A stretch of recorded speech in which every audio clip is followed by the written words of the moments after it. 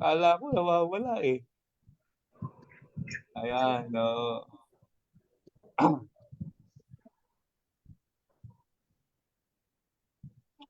Yun. We're back. Okay.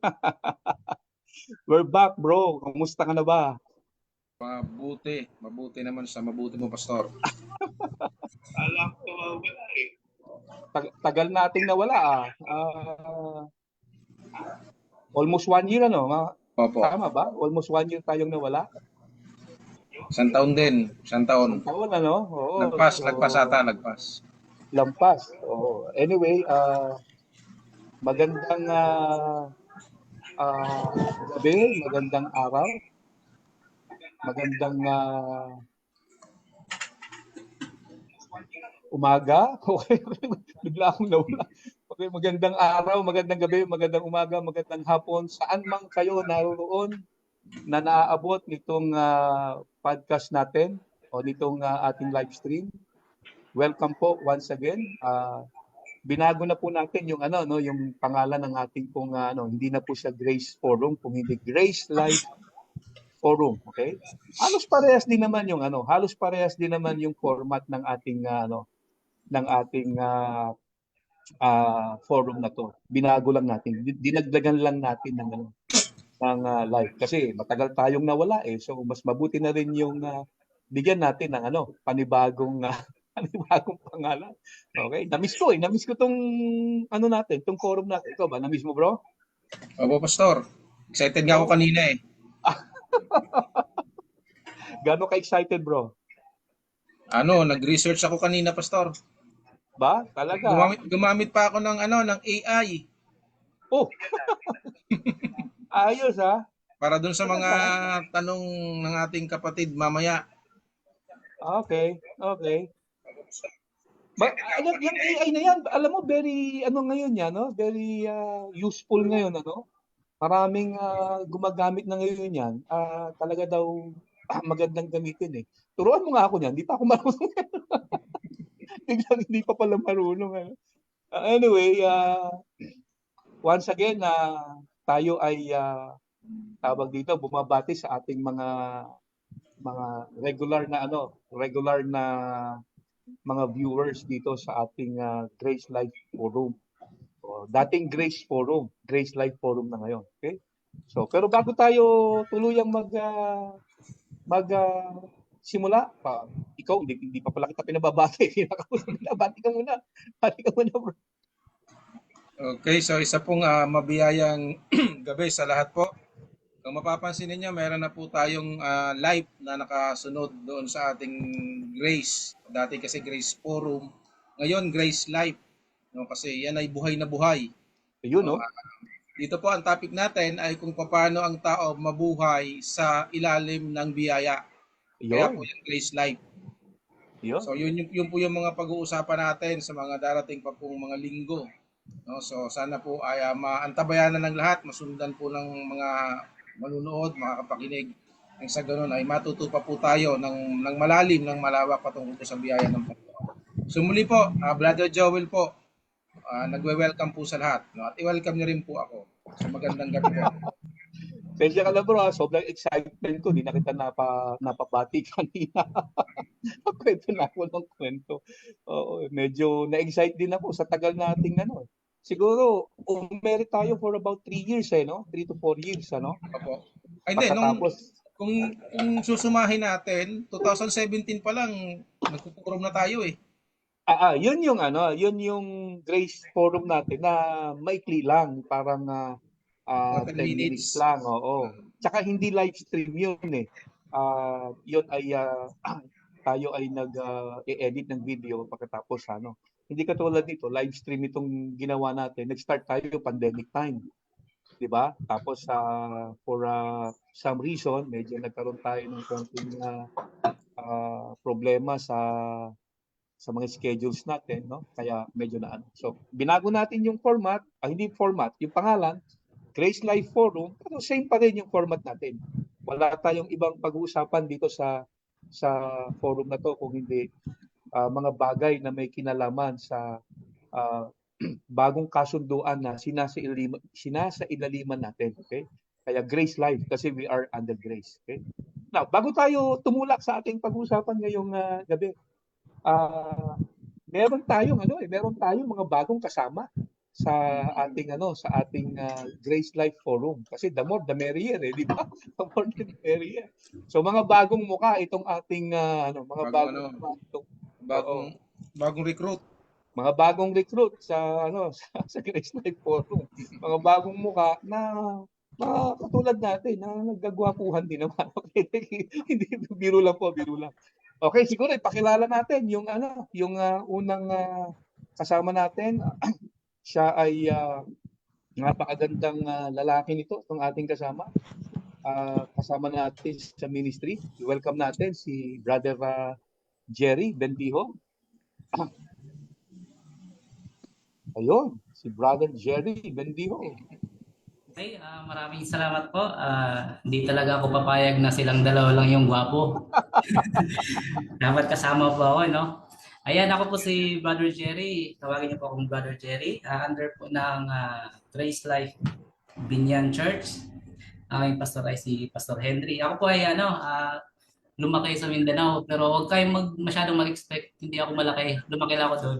Tapos taga-Carmona po ako. Ayan, sobrang pasalamat ko na naging part ako ng... So, Mindanao ka pala galing, Brad? Sa Mindanao ka pala, ayos po, Pastor. Wala nga. Ano tayo, Pastor? Ilang taon na tayo nagsama. Hindi ba? Hindi ko alam. Hindi ko alam. Hindi ko alam. So, Mindanao po, Pastor, Zamboanga.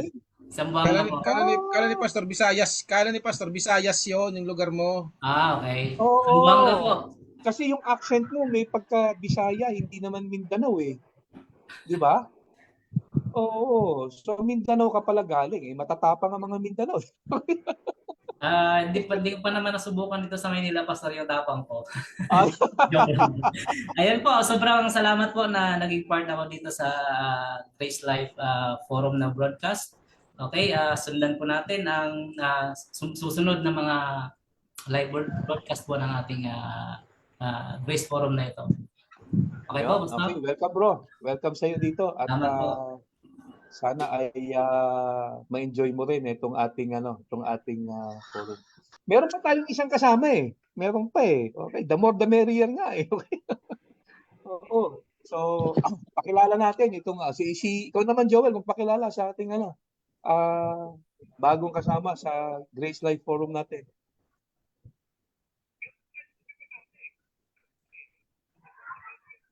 Pastor? Oo, mukhang nawala ako. Ikaw na magpakilala doon sa ating susunod. Biglang umulan. Okay. Hindi mo masyadong narinig? Hindi ko masyadong narinig. Lakas ng ulan dyan medyo yung ulan?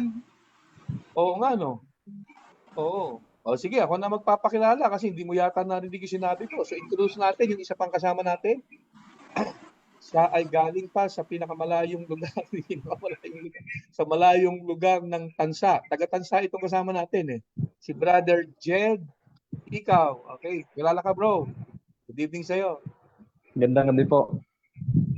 Nakita Tama po ba ako? Taga-Tansa ka? Opo. Oo, taga-Tansa si Jed. Okay, magandang gabi po sa lahat. Salamat po sa opportunity na makasama sa inyong forum. Ako pala si Brother Jed taga-Tansa po, sa Cavite, sa isang church dito, Eldream Tansa. Matagal na po ako doon, 13 to 12 years. Musician po ako. Binata ka pa ba, Jed? Binata ka pa? Binata pa. Binata pa. Oh. Pwede niyong hanapan. Joke lang ba? Pero hindi ka pa taken? Hindi pa taken? Hindi pa. Hindi pa. Okay. Sige, Brad. Alam mo ba, meron akong gift sa pagma-matchmaking. Biro lang. Anyway, so tuloy-tuloy na tayo. At least nakapagpakilala na tayo. Tuloy-tuloy na tayo sa ating i-discuss ngayong gabi. So ibabato ko ang floor kay Brother Jerry. Si Jerry yung ating magiging timon sa gabing ito sa ating pag-uusapan. Okay, bro. Okay, maraming salamat po, Pastor Henry. So magandang pag-usapan ngayon. Tama kasi ilang araw na lang, Biyernes Santo na. So dahil malapit na ang Biyernes Santo, siguro magandang pag-usapan natin about sa mga practices na ginagawa ng mga tao kapag mahal na araw. Okay, ano po bang Ako, maganda masasabi? yan. Yes po? Maganda yan. Kaso mukhang marami tayong masagasaan dyan. Actually po madami po talaga. Pero no offense po dun sa mga kaibigan natin at kakilala na nakakapakinig, nakakapanood, at sa lahat ng naabot ng live na ito. Ito lang naman po ay ginagawa natin. Nilalaan lang talaga natin kung ano yung sinasabi ng Bible about dun sa mga sa pagmahal na araw. So bali, matatas po natin kung bakit merong mga ganung ginagawa, mga practices nga po tulad ng pagluluksa kapag mahal na araw, kailangan ba? Pag-aayuno, pagpapapako sa cross na ginagawa, makikita natin sa mga streets, sa TV, sa Facebook, nila-live pa nila yun, no? Proud pa sila. Ang fasting, abstinence, palaspas, salubong, at sinakulo at iba pa. So maraming mga traditional na practices na ginagawa kapag mahal na araw, lalo na po kapag Biyernes Santo. So, bali, ano po ang masasabi natin about doon? Ano po ba ang sinasabi ng Biblia about doon? So, sino pong pogi natin kasama na mauuna? Si Brother Jed po siguro. Siya ang pinaka-pogi ngayon. Oo, kasi siya yung bagong salta eh. So maganda, siya na yung paunahin na natin. Okay, Brother Jed. About sa mga practices po. Yes po. Yung una, yun nga po, sa pag-aakala nilang tama yung kanilang ginagawa, nakakalungkot ay nagbibigay pa ito ng hindi maganda sa Diyos. Kasi tulad nun, inaako nila yung parusa na pinagdusahan ng Panginoon. Gusto pa nilang gawin. Parang gusto nila sabihin na hindi sapat yung ginawa ng Panginoon. Kaya kailangan gawin niya yun. Parang gano'n, diba? Parang pinapamukha sa Panginoon na ay hindi sapat yung ginawa mo, kailangan gawin namin to para makatiyak kami na magiging okay kami, magiging tanggap kami sa iyo.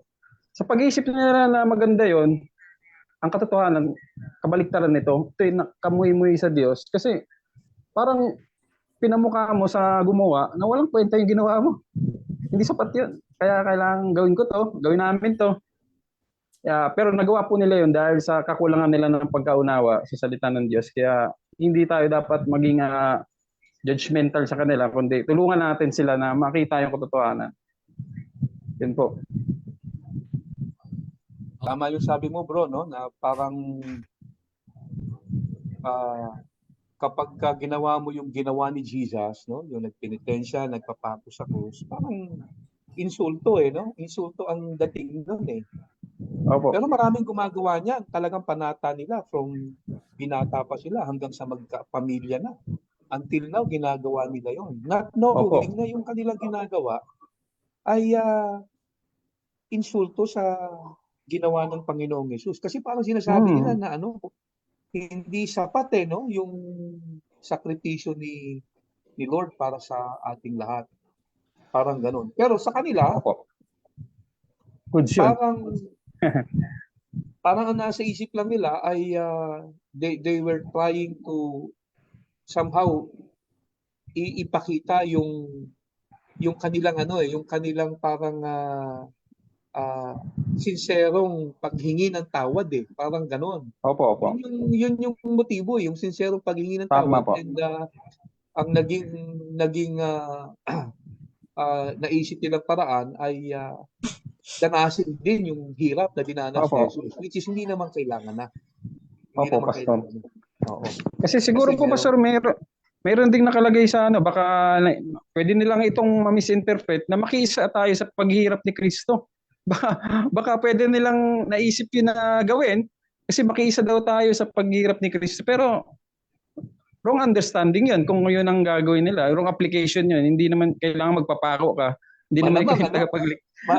Malamang yun yung pinuhanan, makiisa tayo sa paghihirap ni Kristo. Kaya hindi naman sila yung Pag hirap Hindi naman sila yung lamb eh. Hindi naman sila yung tupa eh. Oo. So, yung sacrifice kasi ni Christ sa cross, according to the Bible, ay sufficient yun eh. Sapat yung Opo. kanyang sakripisyo. So, Once and for all. sabi nga ni Apostle Paul, 'di ba, although ito ay ibang konteksto, sabi ni Paul, kung kaya mong if you are trying to gain righteousness by keeping the law, sabi Opo. niya, Christ died for nothing. So, sabi ni Paul, kung magiging matuwid ka sa pagsunod sa kautusan, binaliwala mo ang kamatayan ni Christ. So, ang point doon, yung kamatayan ni Christ, sapat na siya eh, para maging Opo. matuwid tayo sa harap ng Diyos. Sapat na siya para tayo ay magkaroon ng tamang ugnayan sa Diyos. So, hindi na natin kailangan Opo. pahirapan din yung sarili natin para masabing tayo ay talagang sumusunod kay Lord. Opo. Ay, ikaw, Joel, anong masasabi mo, bro? Baka mga umuulan pa ba dyan? Yung pakikiisa sa paghihirap ng Panginoon, ang pinaka siguro isa sa napakaganda example diyan, yung ginawa ni Apostol Pablo. Kasi siya rin naman ang nagbanggit noon. So yung mismong naging buhay niya bilang missionary, 'di ba, nabanggit naman niya eh. Naranasan niya magpalutang-lutang sa dagat ng maraming beses, naranasan niya ang halos patayin, magutom.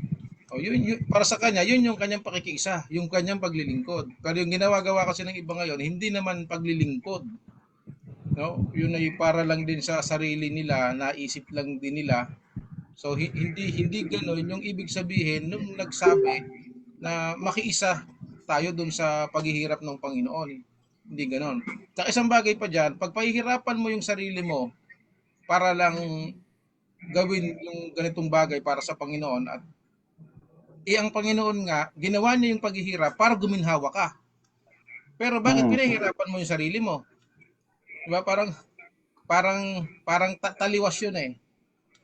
Ginawa ng Panginoon yung mahirapan yung sarili niya para lumaya tayo, para maging maayos yung ating buhay, mas maging maaluwal. Pero yung tao, ang naiisip ng tao ay pahihirapan niya yung sarili niya. O di ba, meron pang sinabi, yung mga latay ng Panginoon, yung kanyang sugat, ay para yun doon sa paggaling natin.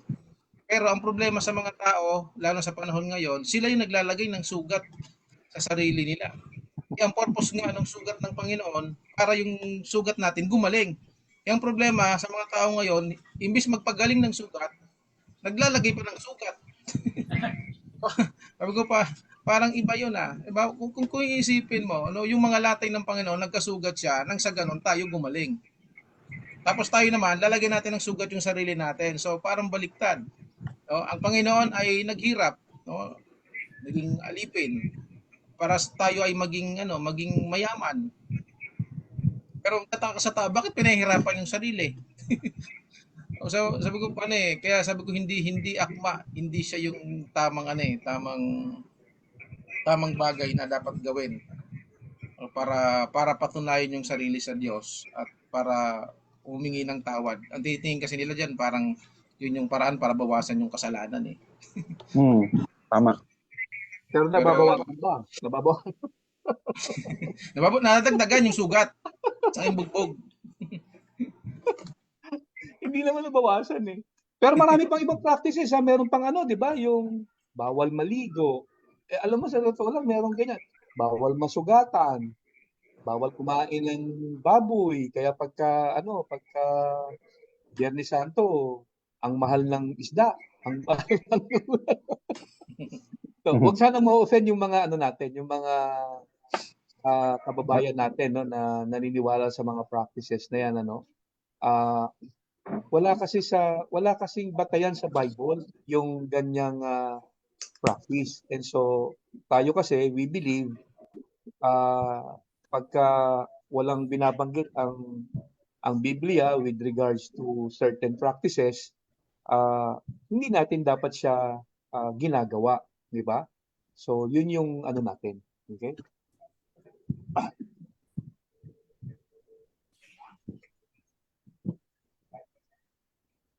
Biglang may dumaang anghel. Okay. Okay na po. Okay na po ba ang lahat sa... Wala na po ba tayong idadagdag na sasabihin about doon sa mga practices na ginagawa ng karamihan ngayon?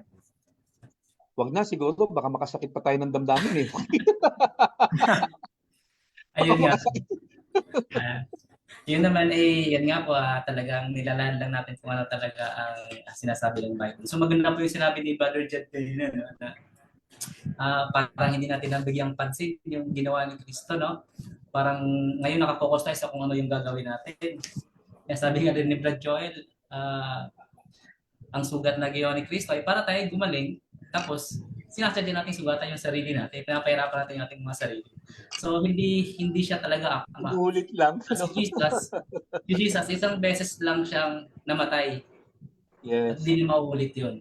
Correct. So, wala talaga pong wala siyang hindi akma na gagawin pa natin yun ngayong mahal na araw. So, ayun po, so much for that. Meron pa tayong ibang mga katanungan dito sa ating live forum na ito, no? Pasok tayo dun sa, dahil nga po mahal na araw, ano po ba ang masasabi natin dun sa 2 bilyon na mga tao na hindi naniniwala na si Jesus ay namatay? So meron hindi naniniwala. Sino yun? So sila yung mga Muslim. Tama po ba, Pastor? Oo, mga Muslim yun. Almost 2 billion yun. Ayan. Paano natin i-prove sa kanila na talagang si Jesus ay talagang namatay? So yun po. Ano pong masasabi natin doon? Unahin natin si Brad Joel sa katanungan na ito. Brad Joel, magbigay ka po ng iyong insight about dito.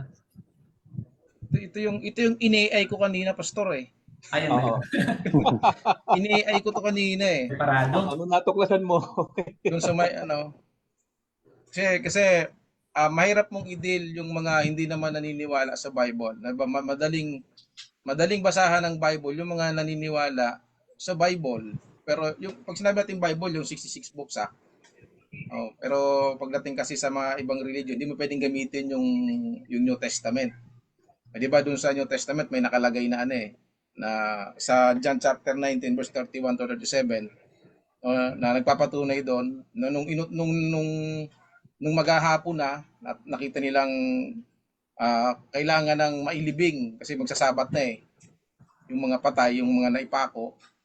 Iba yung dalawang kasama ng Panginoon ay hinampas dun sa binali yung legs nila para sila kumbaga ma-confirm na patay na nga. Pero pagdating sa Panginoon ay nakita kasi nung sundalo na patay na, kaya hindi na binali yung so yung account na yon pwedeng gamitin yon para sabihin na doon mismo sa Bible nakalagay na nakita mismo ng sundalo na patay na. Tinusok pa nga din ng sibat di ba sa tagiliran at ang lumabas dugo at saka tubig. So doon sa account na pwede mong gamitin. Pero pag yung account kasi na yan gagamitin mo doon sa mga hindi naman naniniwala mismo doon sa book ni John, parang mahirap siyang gamitin. Kaya ang ginawa ko kanina, sabi ko paano to kung ang gagamitan natin ay yung mga hindi naman naniniwala diyan sa account ni John, ni John the Beloved. So nagdagdag tayo ng research. Of course, sabi ko, pwede natin gamitin yung mga historical fact. Actually, nung araw, alam ko na rin to marami pong historian yung nagsulat. Iba pa nga mga Romano ng mismong buhay ng Panginoong Jesucristo. Isa dito, itong isang nakita ko, napag-aralan na namin to dati. Bukod dun sa mga Romano, may mga nagbanggit pa na mga yung isa dito si Greek, si Lucian, kung alam nung iba yan, Lucian of Samosata. So yan ay Greek historian na mismo doon sa kanyang libro na sinulat niya, yung passing of ano bang simbahan yung Peregrinos, passing of Peregrinos ay nabanggit niya yung kamatayan ng Panginoon. So hindi taga-sunod ng Panginoon niya, hindi yan Kristiyano. Isa pa ay si Flavius Josephus. Yan naman ay Jewish historian. Doon sa libro sinulat niya na Inquisities of the Jews, nabanggit niya rin yung kamatayan ng Panginoon diyan. Ibig sabihin, maging sa history, merong mga nagpapatunay na ang Panginoong Kristo ay totoong namatay. Marami kasing of course, isa sa mga proof, yung empty tomb. Pero mahirap kasi nating archaeological kasi yan pag yun ang pinag-usapan mo at binanggit mo lalo na mga Muslim kausap mo o kung sabihin pa mga Buddhism ay archaeological, medyo kailangan mong bumalik sa Israel at hanapin nyo kung nasaan. Yung picture-picture naman medyo mababaw. Pero pag ang pinag-usapan yung mga istorya na sumulat na actually si Flavius Josephus nabuhay siya 90 AD. Ito naman si Lucian 60 AD. Sa halos malapit-lapit lang doon sa panahon na yon. Kumbaga nagpasa-pasa lang yung istorya sa panahon nila at marami namang nagpatunay at isinulat nila. At yung pinagmula ng kanilang mga research ay hindi naman galing dun sa mga Kristiyano kundi galing din dun sa mga hindi naniniwala kay Kristo. So mismo maging yung mga hindi naniniwala sa Panginoon, sumulat din sila ng patungkol kay Kristo. Dun tungkol dun sa kanyang kamatayan. Alam mo nung narinig ko yung argumento na yan na merong mga taong hindi naniniwalang si Jesus ay namatay. Tapos hindi biro yung numero nila. Umabot nga ng bilyon. Na nung time na yon, 1.2 billion pa lang nung time na yon na malaman ko na merong ganyang mga argumento na si Jesus ay hindi namatay. Okay. At ito nga yung grupo ng mga Islam, no? Isipin mo 1.2 billion people nung time na yun kasi ngayon almost 2 billion na sila eh. So no offense po sa mga sa mga Islam na mga kababayan natin. Of course, nirerespeto natin kung ano yung kanilang paniniwala. Pero tayo kasi naniniwala tayo na si Jesus ay namatay. Kaya ka tayo nagdidiwang ng Biyernes Santo eh. And as I've said, nung una kong mapakinggan yan, parang parang meron palang gano'n. Ang alam kong pinagtatalunan yung si Jesus ay kung nabuhay muli eh. Okay? Pero yung si Jesus ay namatay. Parang ang labo naman noon, di ba? Siguro yung si Jesus ba ay nabuhay na magmuli talaga? Yun parang valid pa na pagdebatehan. Pero yung si Jesus ba ay namatay, parang nung una kong mapakinggan yan, parang kakaiba. Pero nalaman ko totoo. Kasi mismong sa Quran pala nakasulat yon. Basahin ko nakita ko sa sa Di libro ka ng naman nag-AI, Pastor. hindi. Hindi. Ito, ang nakasulat sa Quran, 4:157, that they said in boast, we killed the Christ, the son of Mary, the messenger of Allah, but they killed him not, nor crucified him. Ano maingay? Maingay dyan sa Mukhang electric fan siguro, no? Electric fan ba yan? Ayan, no? Medyo maingay. Ayan, nawala na. Okay, sige. So, going back dun sa binabasa ko, ulitin ko. Sabi dito, that they said in boast, we killed the Christ, the son of Mary, the messenger of Allah, but they killed him not, nor crucified him. But so it was made to appear to them, or it appeared so unto them, and those who differ therein are full of doubts, with no certain knowledge but conjecture to follow.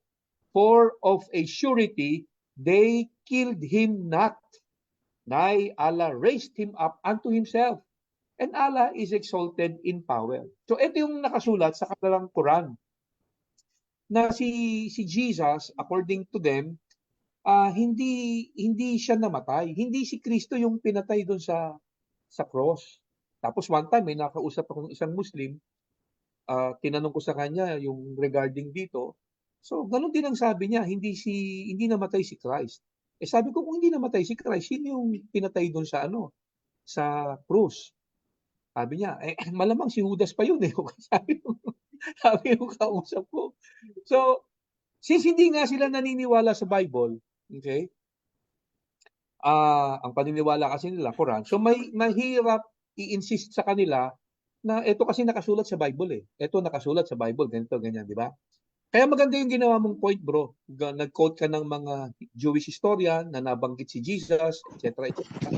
Pero merong isang pangyayari din sa Bible na kahit hindi sila naniniwala sa Bible, pwede natin tong i-quote at marirefute yung kanilang marirefute yung kanilang ah,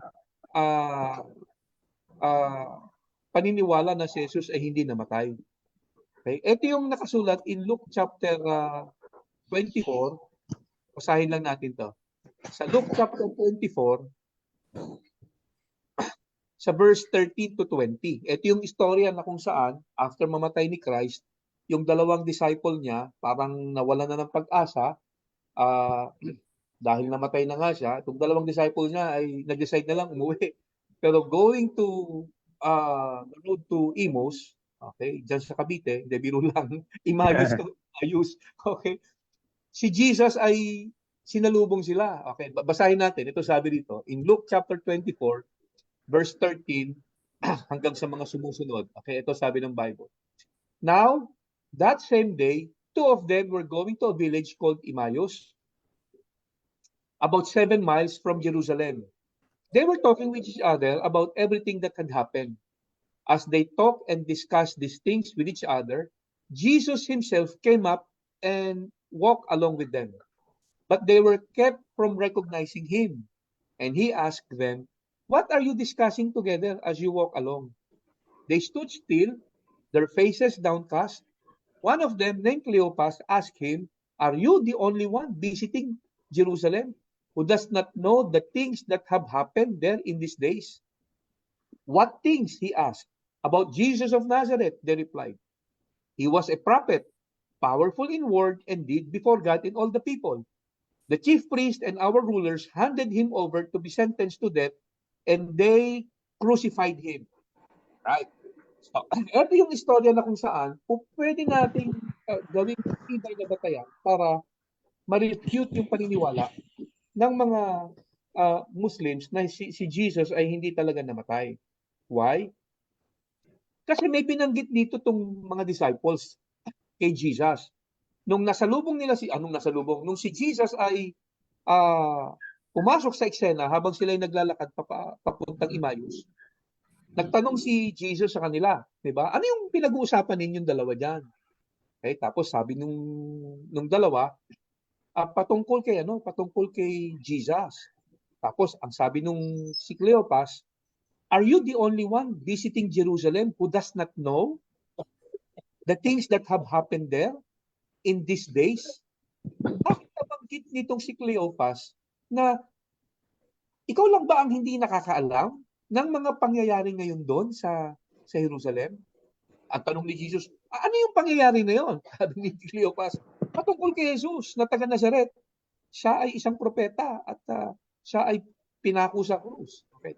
Now, tanong, bakit nabanggit nitong si Cleopas, ikaw lang ba ang hindi nakakaalam ng mga nangyari ngayon doon sa Jerusalem? Bakit niya nabanggit yon? Alam niyo kung bakit?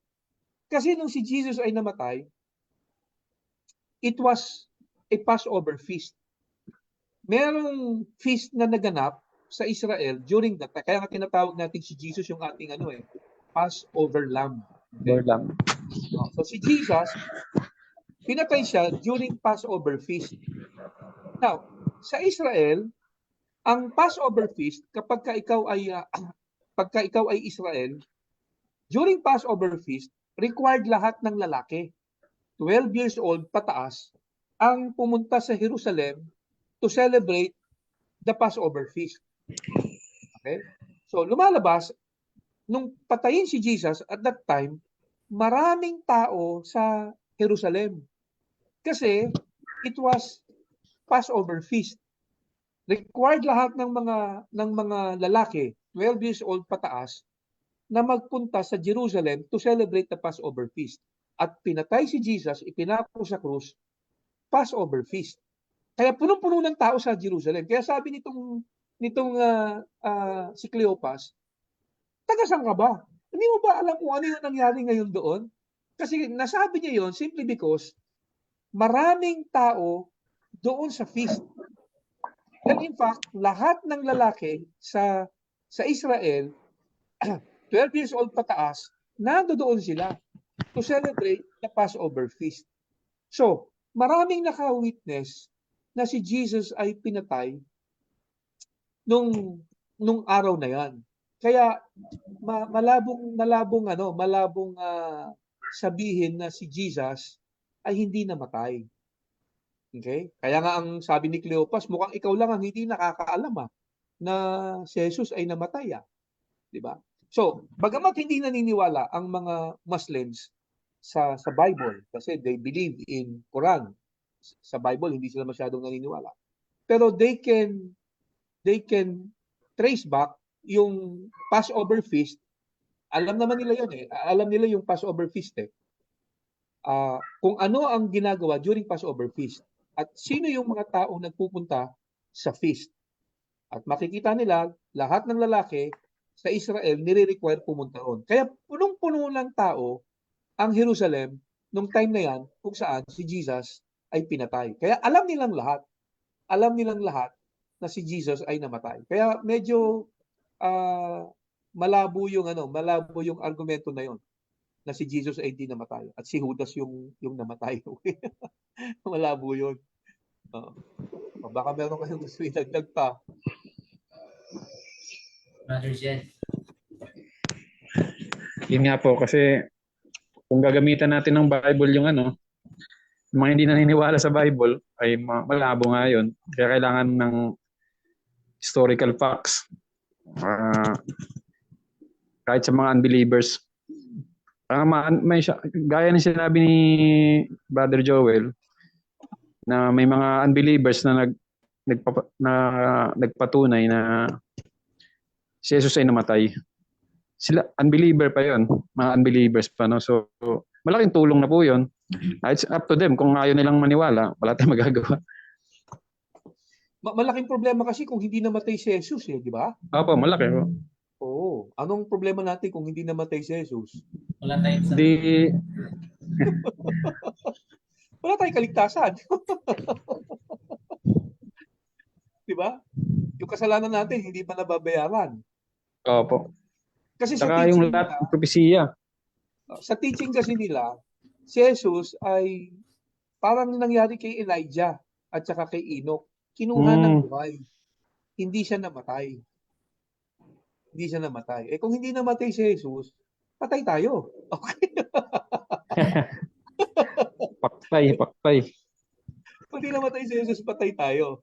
Yun ang malaking problema. Di ba? Saka pastor sa history nung sila Pedro ay nandun sa yung sa Roma, yung mga Kristiyano doon nung sila ay pinahihirapan.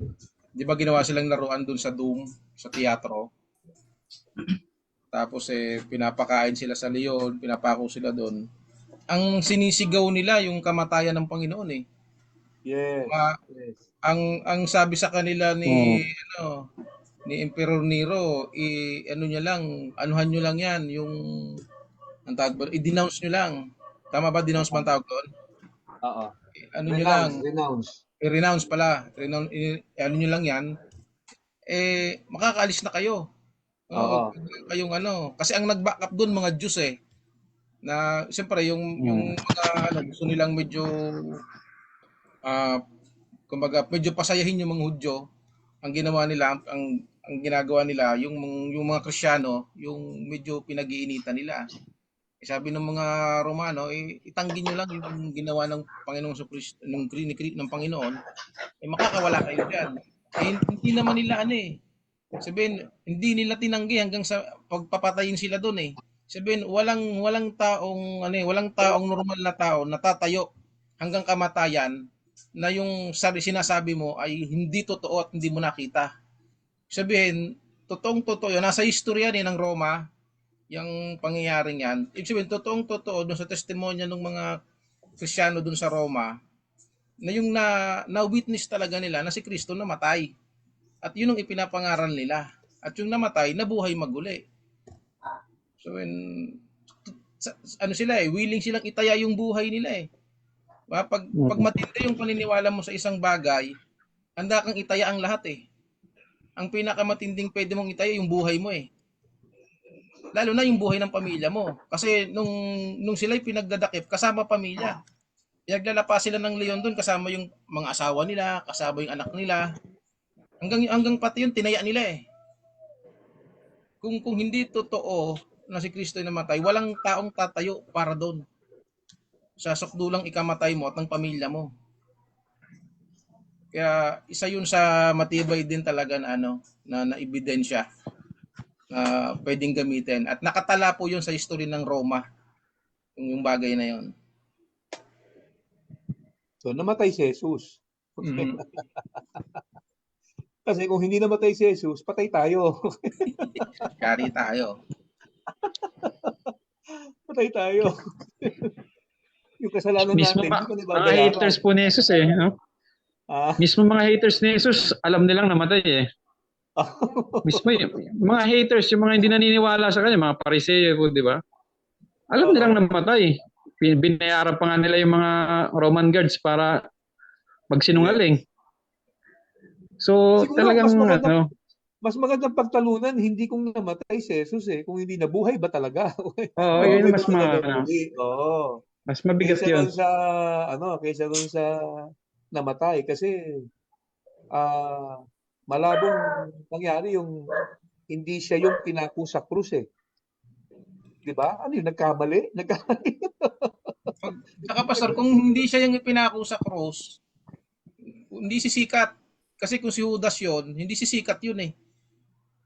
Kasi ano namang kasikat-sikat kay Judas. Hindi naman siya gumagawa ng himala. Hindi naman siya nangangaral. Ang alam niya lang mangupit. Pambihira ka bro. Iinom na sana ako. Buti na lang hindi pa. Ano ba yan? Bontik Kaya na ako doon ah. kung yun ang sasakyan mo, 'di ba? Yung taong sumisikat ano yan eh, gumagawa siya ng kakaibang bagay na hindi pangkaraniwan. Kaya pag yung taong gumawa ng hindi pangkaraniwan namatay, sisikat 'yon. Si Martin Luther, 'di ba? Nung nilalaban niya yung karapatan ng kanyang mga kapatid, kababayan, 'di ba napatay siya eh. Gumagawa siya ng matinding kumbaga revolusyon, revolusyonaryo.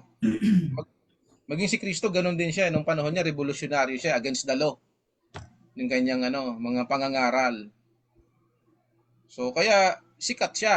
Nung namatay siya, sumikat siya. Eh kung si Judas yon, hindi sisikat yon. Si Judas lang yan eh. At Ah, saka mahirap nilang patunayan na hindi si Jesus yun. Mahirap nilang patunayan yun. Tama po. Mahirap nilang patunayan. So Tama po. yung burden of proof dapat nasa kanila. Wala Opo, sa tama. okay. Tama po. Mas mahirap patunayan na hindi namatay. Oo.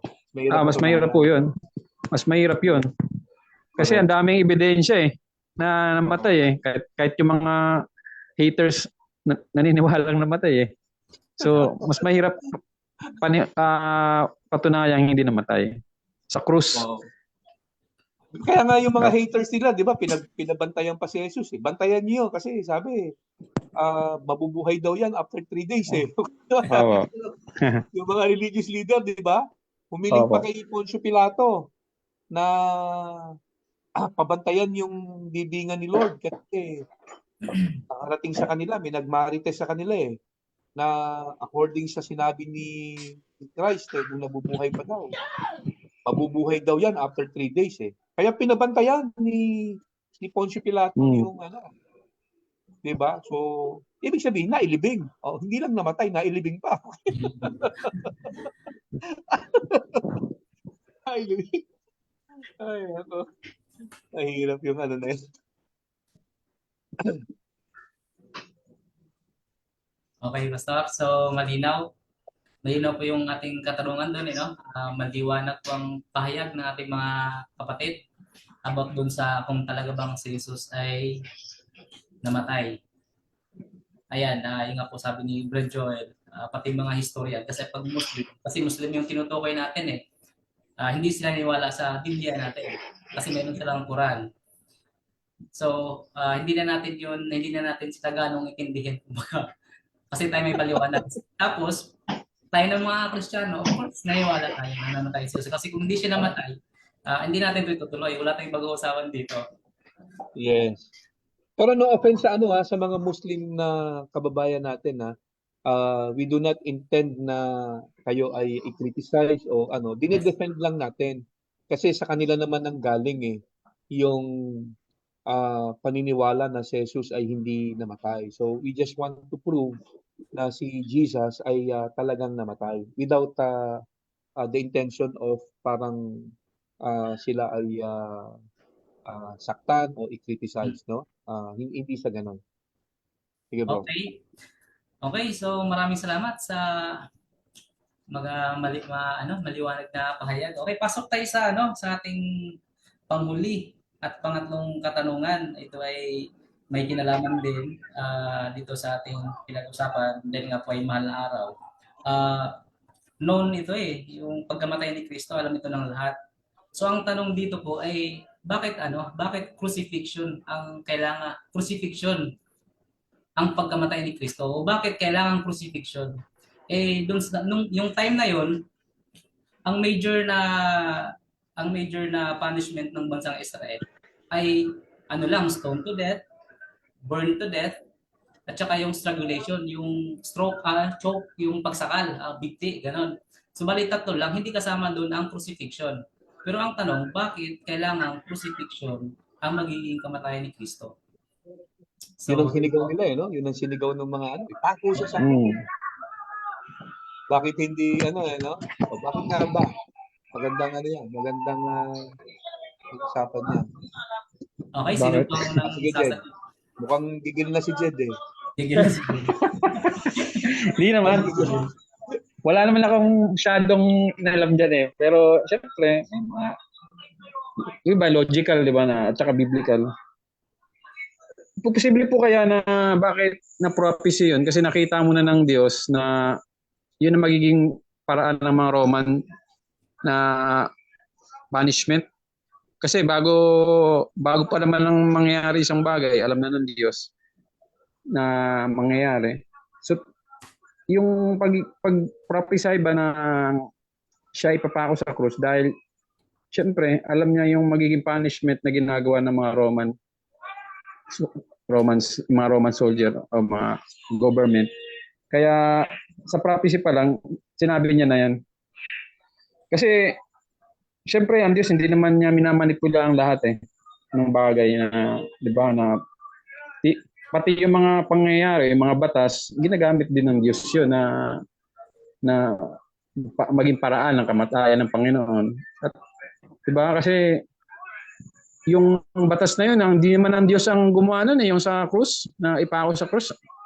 Mayroon po bang nakalagay sa Biblia na ang mga tao ang nag-isip ang Diyos ang nag-isip ng paraan ng pagpapako sa krus? Parang wala naman po yan siguro. Maliban dun sa inutos kay Moises, di ba, na gumawa ka ng pole na isasabit yung doon, yung ahas. Pero yung concept na yon, maaaring sa palagay ko lang po, nakita na kasi ng Diyos yun, yung gagawin kay Kristo, kaya pinagawa niya na rin yun na ng yung pole na ito yung magiging anino na mangyayari sa aking anak. Sa palagay ko lang po, bakit ganon? Kasi wala naman akong nabasa sa Biblia na inutos ng Diyos na yun ang magiging paraan ng mga tao para parusahan ng sino man ng kahiya-hiya. Alam mo, magandang tanong yan, no? Magandang tanong yan. Kasi bakit nga ba, hindi stone to death, hindi strangulation, hindi rin burning. Yun yung mga capital punishment sa Israel even during the time of Christ. Tas ang crucifixion, hindi naman yan capital punishment ng mga Hudyo kung hindi ng Rome. Opo. Oo. Pero actually, maging ang crucifixion hindi rin naman actually galing sa Rome Galing yan sa mga Assyrians eh. Tas inadapt lang ng mga Romans. Kasi ano yan eh, parang the most barbaric type of execution eh. Cruelest type of execution. Ah, nakakaano yan eh. Tingnan nyo ang gustong magparusa sa Panginoong Hesus, kapwa niya mga Hudyo, di ba? Mga Israel din, yung mga religious leader, di ba? Pero bakit ang isinigaw nila kay Poncio Pilato, ipako siya sa krus. Eh hindi naman yun yung capital punishment nila. Ang capital punishment nila, batuhin hanggang mamatay, di ba? Katulad yung sa adultery, no? Sabi sa batas ni Moses, batuhin hanggang mamatay. O kaya yung bigtihin o yung sunugin. So bakit ang isinigaw nila kay Poncio Pilato, ipako sa krus? Hindi sunugin, hindi bigtihin. Alam niyo naisip ko ito eh. Okay, bago ko puntahan yung biblical reason. Of course, yung kamay ni Lord nandoon eh, no? Sa tingin ko kaya ang isinigaw ng mga Hudyo, ipako sa krus at hindi ibigtihin o sunugin o batuhin hanggang mamatay. Kasi yung crucifixion, gaya ng nabanggit ko kanina, it is the cruelest type of execution. O nung time na yan ay the most barbaric type of execution. Kasi yung mga ipinapako sa krus, no? Nakakadanas ng ano yan eh. Nakakadanas ng matinding hirap. Kaya ang motibo ng mga Hudyo nang sabihin nilang ipako sa krus imbis na batuhin, imbis na ibigti, ang kanilang motivation, ang motibo nila, gusto nila talaga maghirap si Lord, no? Gusto nila maranasan ni Lord yung matinding hirap. Okay? Gusto nila yung si Lord unting-unting mamatay, okay? Hindi biglaan. Kasi kung crucifixion ang magiging kamatayan niya, hindi siya kagad mamamatay doon eh. Slow death, but maximum pain yung mararanasan ng ating Panginoong Hesus. So yun ang motibo nila kung bakit gusto nila si Jesus ay ipako sa krus. Kasi ang crucifixion, ang kamatayang nararanasan niyan is asphyxiation kung tawagin. Yung hindi ka makahinga ng maayos. Kasi yung blood circulation mo, hindi dumadaloy ng maayos. Pagkatapos nakabilad ka sa init ng araw. So nahihirapan kang huminga, hinahabol mo yung hininga mo. So ang gusto talaga nila mangyari kay Lord, maghirap ng gusto. Yun talagang sa sobrang galit nila, gusto nila si Lord dumanas ng matinding paghihirap. Yun yung kanilang motibo. Pero dito natin makikita yung wisdom ni Lord ng Diyos. Kasi sabi ng Panginoon o sabi ng Bible, without the shedding of blood, there is no forgiveness of sins. Ngayon, think about this. Kung si Jesus papatayin by strangulation, sasakalin, o ibibigti, walang dugong lalabas eh. Pag sinunog mo, wala ding dugong lalabas. Pag binito naman siya hanggang mamatay, magkakabukol-bukol lang si Jesus. Hemorrhage ang ikamamatay. Diba? Walang dugong lalabas. Diba? Kung meron mang dugong lumabas siya, kukunti lang. O kasi tinamaan sa ulo. Pero, kung crucifixion, makikita mo, mula ulo hanggang paa, naliligo si Jesus sa sarili niyang dugo eh. Diba? Kasi hindi lang naman siya pinako sa krus, siya ay hinagupit, tapos pinatungan ng koronang tinik, pinako sa dalawang kamay, sa paa. So, mula ulo hanggang talampakan, si Lord, naliligo sa sarili niyang dugo. And sabi ng Bible, without the shedding of blood, there is no forgiveness of sins. So, kung siya ay pinatay by strangulation, burning, stone to death, ay walang masyadong dugo na walang dugo na lalabas. And so therefore, dito makikita natin yung wisdom ng Diyos. Di ba? That's why crucifixion. Isipin mo, yung isinisigaw nila, ang motibo nila, pahirapan lang si Jesus. Pero yung pala, yung talagang design ng Diyos na magiging kamatayan ni Jesus para yung dugo niya maibubo sa krus ng Kalbaryo at mapatawad ang lahat ng kasalanan ng tao. Yun yung nakita kong doon. Possible reason. Brother Joel. Hindi ko alam kung may sasabihin pa ako eh. Nasabi na ni Pastor. Ang tawag dito, magdadagdag na lang ako ng insight. Sa Galatians chapter 3, verse 13, ang sabi, curse is the man who hung on a tree. Yung bang yung naihang dun sa tree, sila yung mga kinurse, yung mga sinumpa. No, ang background po niyan dun sa Deuteronomy chapter 21 verse 22 to 23, yung mga nakakagawa ng crime doon, ang inutos ng Panginoon ay ihang sila sa puno para i-declare sila na curse o kinurse ng Diyos. Sila yung isinumpa ng Diyos kasi nakagawa sila ng crime.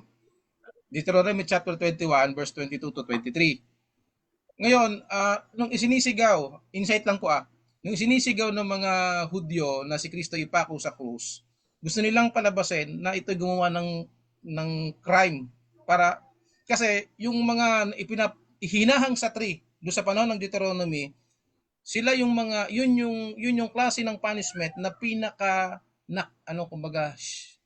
nakakahiya. Humiliating. Oo, humiliating. Kumbaga pinaka humiliating sa lahat ng punishment na pwedeng gawin sa isang tao, yung siya ay ihang sa puno. Kaya yung si Kristo ay ang tingin nila na blasphemous. Sabi nila nung siya ay hinahabla na, agantog ang hinisigaw ng mga Hudyo ay ipako sa krus yan. Gusto talaga nila mapaya ang Panginoon. Pahiya. Para magmukha siyang isinumpa ng Diyos kasi ganun yung hinahang sa puno eh. Mapapahiya ka talaga mo, nakabrief ka lang doon eh.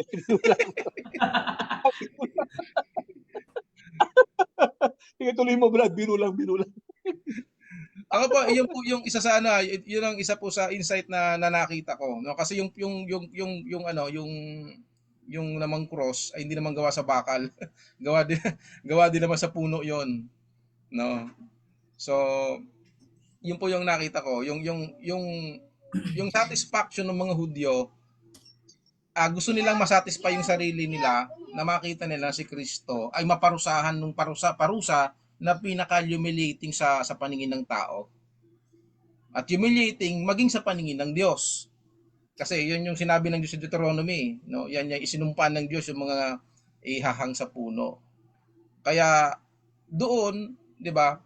Ibig sabihin si Kristo ay dumanas ng pinaka nakakahiyang uri ng kamatayan para matubos tayo, no? Para mailigtas tayo, no? So yun yung napakahirap na pinagdaanan niya para sa atin. Pero yun ay yun ay dahil doon sa yun yung gustong mangyari sa kanya ng mga Hudyo. Pero of course, andun na rin naman yung kamay ng Panginoon sa bagay na yon. So yun lang po yung insight na madadagdag ko. Maganda yung insight mo. Talagang nakakahiya yun. Nakalampin ka doon, Pastor eh. Kita dede. Diba yung nung araw wala pa namang brief eh. Parang nakikita ko yung katelang pinunit-punit tapos inikot-ikot lang doon sa Di po ba naked doon? Di ba naked po si Jesus? Baka nga naked pa eh kasi yung ibang version ng Bible nakalagay naked eh. Naked. Oh. Kasi po yung po, 'di ba, yung shame natin kinuha ng Panginoon. 'Di ba yung sa palagay ko po yung shame po na nangyari sa kanya, yung nakahubad siya sa Kaya dapat yung mga nagpapapako sa krus, no? Kung talagang gagayahin nila si Lord, dapat ganun din eh, no? Hubad din eh. Pabanin pa sa Wala din dapat dito. Yung nakedness po yun eh, yung shame na naranasan niya. Ay, nako. Pero ako, meron din naman akong naisip na insight, no? Kasi yung inisip ko yung salitang naked, sa kultura kasi ng Hudyo, yung lumabas lang yung ilang part ng katawan mo, naked ng tingin nila eh. Hindi ko alam Hindi ko alam kung eksaktong ganon. Kung talagang naked talaga na ubutubad o baka dahil labas lang yung katawan. Hindi ko alam kung alin sa dalawa na yon. Wala tayong may kukonklude doon. Basta siya, nabilad sa kahihiyan. Tama.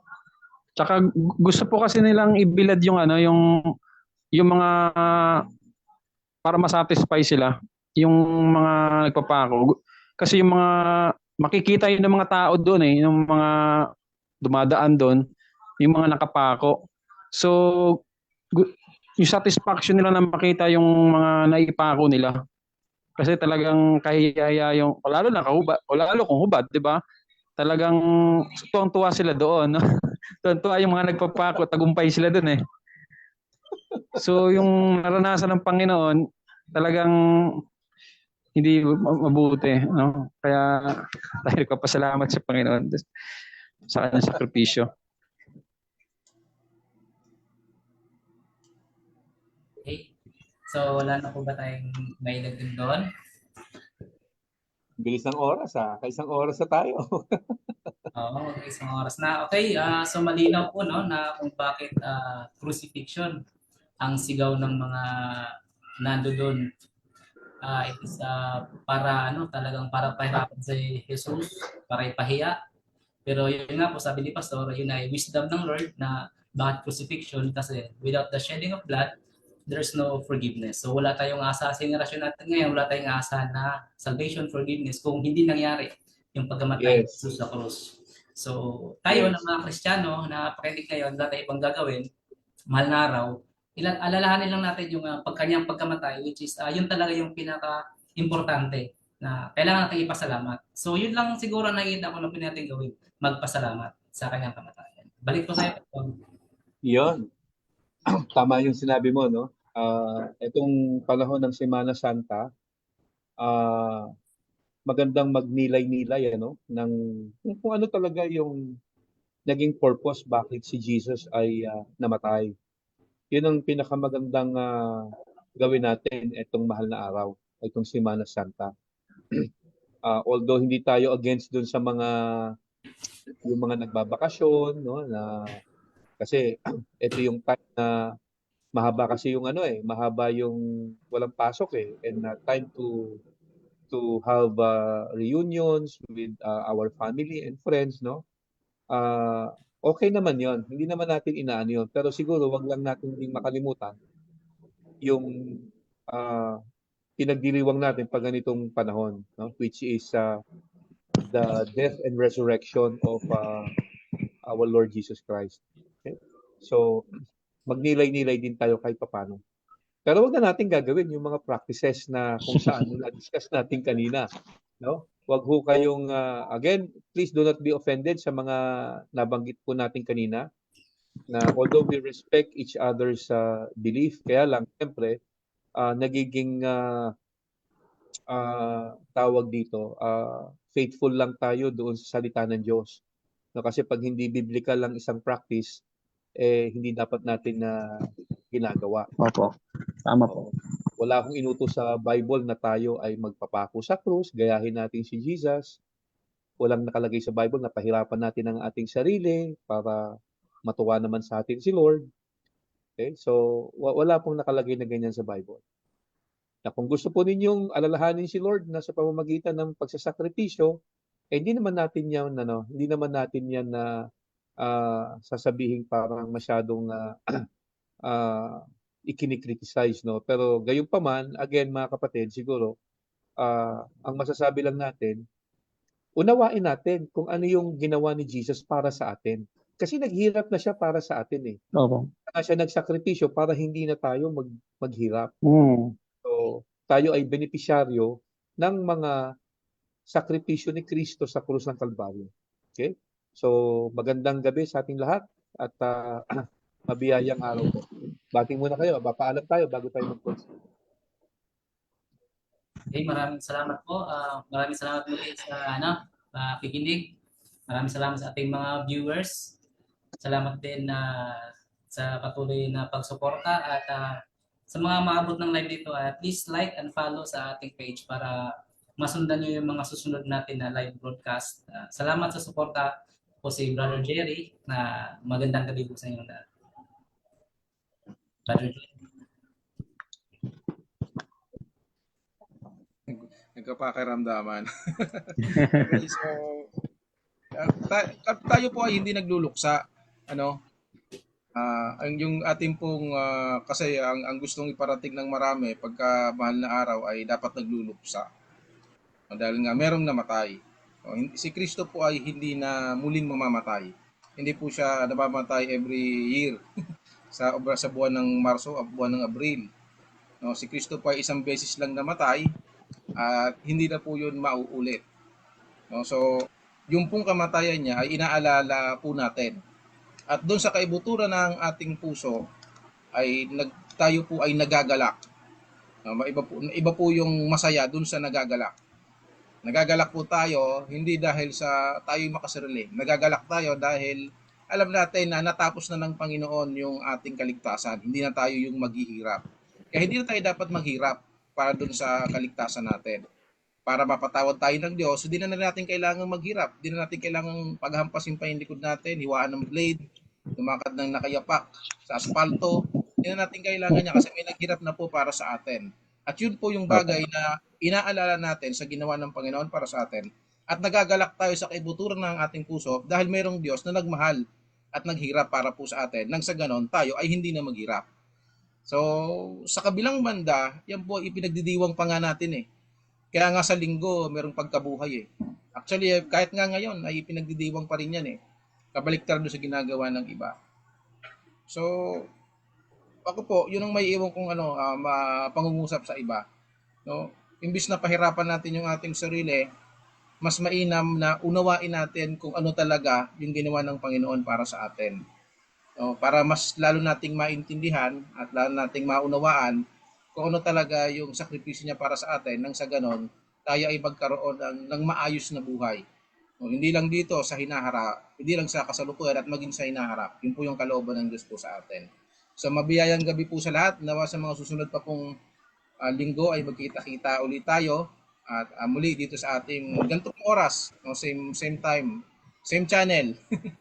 Brother Joel po, nag-iwan po ng isang magandang gabi at mabiyayang gabi po sa lahat. Jed, paalam ka na. Sige po. Salamat po sa mga nakikinig ng ating mabungang usapan, no? At napakasarap na pag-usapan ito kasi nakakalungkot po na iba hindi ito naiintindihan talaga. Nakakalungkot na ginagawa lang nila yung mga akala ng tama pero hindi talaga tama at baliktaran pa yung nagiging epekto nito sa Diyos kasi yun nga, simula nung kanina ay hindi naging tama yun, hindi magiging kalugod-lugod sa Panginoon. Kaya salamat po sa ating napag-usapan. Hindi lang tayo napagpala nito kundi yung mga iba pang makakapakinig po, no? At sa susunod na Miyerkules ay patuloy po nating alamin ang masaganang biyaya ng Diyos. Magandang gabi po sa lahat. Yun. Okay, magandang gabi po sa ating lahat at see you next time. Good evening sa inyo lahat mga kapatid. Good evening. Magandang gabi po.